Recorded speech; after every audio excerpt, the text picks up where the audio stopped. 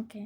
Then 30-year-old para 4 want to practice long-term reversible contraception. She fall in leukemia category 4 for IUD. New counsel had that maximum exposure rate after IUCD insertion is there is around first 3 months. Okay, the risk of exposure is around 1 in 20 and most common in the first 3 months after insertion. 65-year-old postmenopausal women taking HRT for last 2 years came with complaint of one episode of blood-stained vaginal discharge and endometrial biopsy reveals complex hyperplasia. The most appropriate step in the management would be, तो इसमें जो HRT ले रही थी, ठीक है, और complex hyperplasia पे आप देख लें क्या करना होता है. कॉम्प्लेक्स अगर आपके पास कॉम्प्लेक्स एटिपिकल हाइपरप्लेजिया आ जाए तो total hysterectomy plus minus PSO. और अगर एंडोमेट्रियल हाइपरप्लेजिया विदाउट टीपी आ जाए तो पहले ऑब्जर्वेशन और माइग्रेना इज द फर्स्ट लाइन. ठीक है, तो इसमें total abdominal hysterectomy and plus minus PSO. 35-year-old women developed gestational trophoblastic neoplasia following complete molar pregnancy. She undergo chemotherapy and wishes to know the earliest time she can conceive another pregnancy.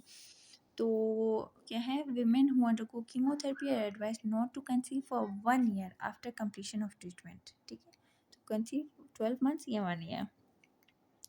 60-year-old women present with severe lower abdominal pain, high-grade fever, and diarrhea on 5th post-op day following vaginal hysterectomy. Her blood examination revealed leukocyte count 18,000 and ESR 20. The most likely diagnosis, जिसमें जो clue है वो आपके पास क्या है कि एक तो उसका पोस्ट ऑप डे है और हिस्टेक्टमी के बाद, और दूसरा ये कि उसको abdominal pain, high grade fever और डायरिया है.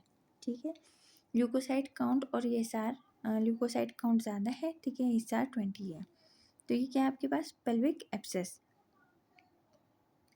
पेल्विक एब्सेस कैसे है कि देखिए, pelvic abscess is frequent complication of lower genital tract, और ये आपके पास they are more common after operative procedure जैसे हिस्टेक्टमी हो गया, laparotomy, C sections and induced abortions.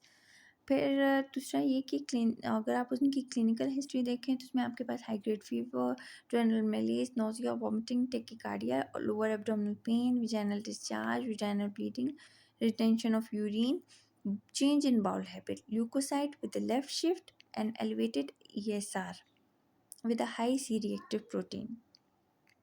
ठीक है, तो ये अगर आपके पास आ रहा हो तो इट्स मीन कि आपके पास क्या है, ये पेल्विक एब्सेस है. एक तो 5th पोस्ट ऑफ डे है, लेफ्ट साइड ल्यूकोसाइट शिफ्ट है, ESR रेस है, साथ में ये साइंस एंड सिम्टम्स हैं, तो मोस्ट प्रोबेबली ये क्या है, पेल्विक एब्सेस.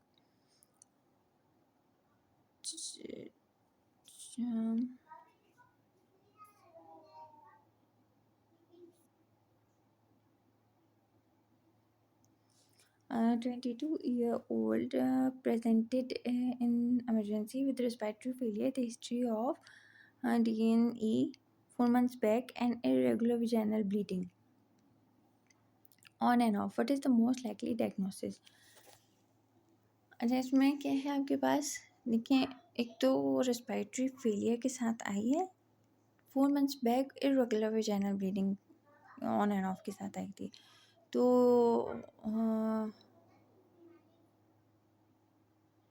DNA हुई, मतलब कोई मोलर टिश्यू था दैट में